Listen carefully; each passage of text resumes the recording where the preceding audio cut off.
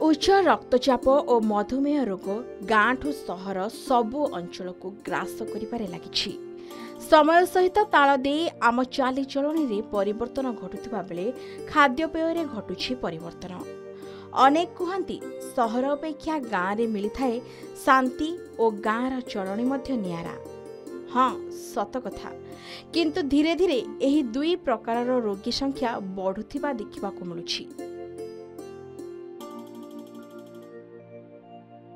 आम जीवनशैली रे अनेक क्षेत्र में दुई गोटी रोग एक प्रकार मिशी जाइछि, ताहा हेला उच्च रक्तचाप और मधुमेह रोग। एही रोग संपर्क में अनेक लोकंकर अनेक मत शुणा मिलुवा बेले एहार प्रतिषेधक व्यवस्था पाई मध्य विभिन्न प्रकार औषध बाहरी।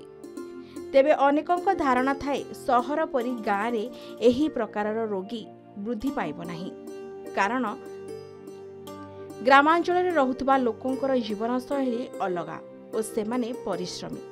तेबे एहा धीरे धीरे भूल प्रमाणित हेबारे लागिछि।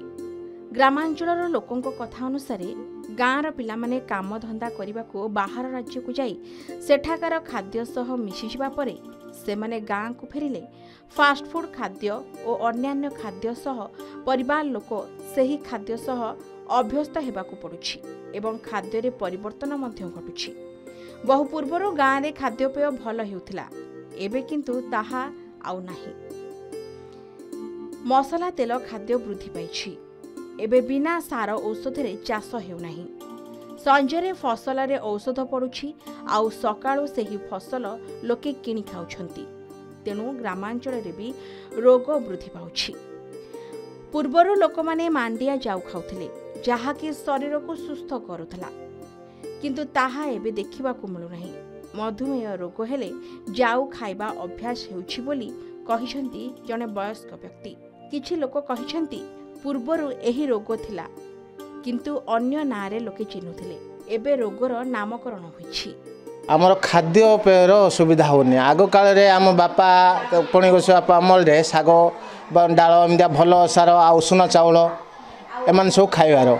एबे कौन होची आज्ञा दिनू दिन सरू चाउल आउ खाद्य तेल मसला सबू जाक अत्यधिक पड़ी। कौन पे गाँव में पड़नी बोली भावुलु, एबे जो विदेश जाउछंती आज्ञा पिला पाखापाखि आम गाँव 100 पर 150 पिला जाउथे विदेश। द्वितीय आज्ञा चाषी लोक आम अभाव अनाटन सब रोचे। ये जो प्राकृतिक विपर्य पड़ी आने धान फसल अन्य फसल नष्ट हो जाऊँगी, जद्वारा पैसार अभाव रोचे। एवं झीटी पठेले आम बाकी बकर होगले घर जदि पुओ पारिबार नाई से टेंशन रोचे आज्ञा। भाभी भाभी भाभी से शक्तिरा शरीर उपर पड़ुथो काले, तेणुक आगे बीपी बाहरी पड़ी। नले आगे बीपी कि जो रक्तचाप बोलते यहाँ अधिका नाला आम गाँ गहली।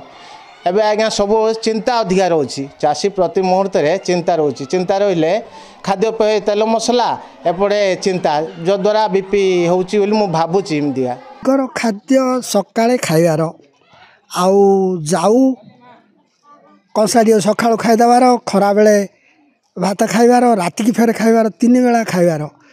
एबे कौन है सकाळे चा अभ्यास होगला, जलखिया अभ्यास होगला, तेल मसला मसली एगुड़ा जिनस सब खाइबा जो गोटे थर खरा बेले खाईदे राति की टिके निखी खाइबार एमती सब आउ टाइम टेबल उपर खाइबार एबे नाही।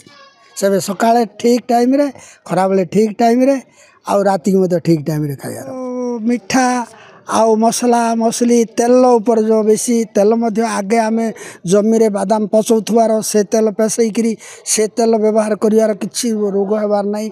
एबे जो ऑयल तेल जा खाउचे आइरु मुख्य कारण प्रोटीन मिले सबुठ बहुत मूल्यवान। आम गाँ आम बारीपटे विभिन्न प्रकार माने अमृतभंडा लगाऊलु, सजना गछ था, लेंबू था, से आम टे लेंबू आज तरकारी ना बोले पनीपरिया टे बायन टे आणु माने अमृतभंडा टे आनीलु कि सजना शाग टे आणुलु, सजना टे आणुलु कि नहीं बोले लेंबू टे भी आम बारीपटे लगाऊँ। कि एबे बर्तमान कौन जो बजार धारा उपर समस्ते राति बेले बजार पर निर्भर कर जो पनीपरिया भी आसे सन्धार विष पका हो सकाल तक आनी मार्केट बिक्री कराची। जो प्रकार विष दिखाई आप मैंने सज तरतर दूसरे घर आनला दिन पूरा शुष्क मलिन हो जाए। आगु एगुड़ा डायबिटीज बोले बहुपुत्र बोलिक कहते किंतु डायबिटीज बोली नाटा जानी नी। एबे से गुड़ा को नामांकित डायबिटीज बोली कहते।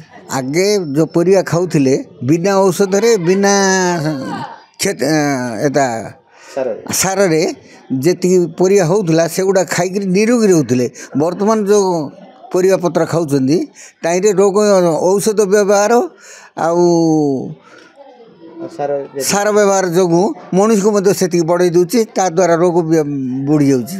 ଏଲୋପାଥିକ୍ ଔଷଧ ଏହି ଦୁଇ ରୋଗ ପାଇଁ ଆବଶ୍ୟକ ହେଉଥିବା ବେଳେ ଆୟୁର୍ବେଦିକ ଔଷଧ ମଧ୍ୟ ଉପଶମ ହୋଇପାରିବ ବୋଲି କହିଛନ୍ତି ଆୟୁର୍ବେଦ ଚିକିତ୍ସକ। ଔଷଧ ଖାଇବା ସହିତ ବ୍ୟାୟାମ ପ୍ରତି ଗୁରୁତ୍ୱ ଦେବା ମଧ୍ୟ ଆବଶ୍ୟକ।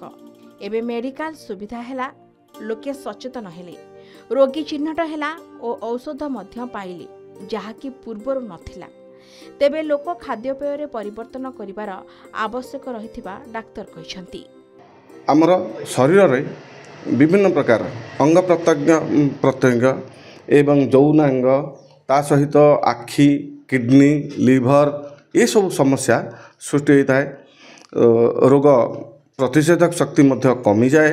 ତେଣୁ ଆମେ ଡାଇବେଟିସ୍ ପାଇଁ ମୁଖ୍ୟତଃ ଏବଂ ନିଜକୁ ଯଦି କୌଣସି ପ୍ରକାର ଧରିନିଅନ୍ତୁ ଆପଣଙ୍କୁ ଆଜି ଜ୍ୱର ହେଇଛି, ସେଇ ଜ୍ୱର ସମୟରେ ଡାଇବେଟିସ୍ ଅଛି, ମୋତେ ଡାକ୍ତର କହିଛି ମୁଁ ବ୍ୟାୟାମ କରିବାକୁ ପଡ଼ିବ ଏବଂ ଚାଲିବାକୁ ପଡ଼ିବ, ତ ତାହା କରିବେ ନାହିଁ। ରୋଗ ଥିବା ସମୟରେ କେବେ ବି ମଧ୍ୟ ଯୋଗ କରିବେ ନାହିଁ। ତ ଯେତେବେଳେ ଟିକେ ସୁସ୍ଥ ଅନୁଭବ କରୁଛନ୍ତି ନିଶ୍ଚିତ ରୂପେ ଚାଲାବୁଲା କରନ୍ତୁ, ସୁସ୍ଥ ମାନସିକତା ଭିତରେ ରୁହନ୍ତୁ, ଦେଖିବେ ଆପେ ଆପେ ଡାଇବେଟିସ୍ ରୋଗ ଦୂରେଇଯିବ। ଡାଇବେଟିସ୍ ଏକ ଆମେ ମାରାତ୍ମକ ରୋଗ ଭାବେ ନେଇଥାଉ ସତ। ଆମେ ଯେତେବେଳେ ଚାକିରି କରୁଥିଲୁ ଲୋକ ମଧୁମେହ ଆଉ ବିପି ବିଷୟରେ ବହୁତ ଜାଣିବାର ଏକା ନଥିଲା। ଲୋକ ବହୁତ କମ୍ ଲୋକ ସେ ଭିତରେ ଅନୁଭୂତ ଥାଏ। ଆଉ ଡାକ୍ତରଖାନାର ଅଭାବ ଥାଏ। ବହୁତ ଡାକ୍ତରଖାନା ଗାଁ ଗହଳିର ଲୋକ ଗୋଟେ ଡାକ୍ତରଖାନା ଯିବାକୁ ଗଲେ ବହୁତ କଷ୍ଟ ହୁଏ।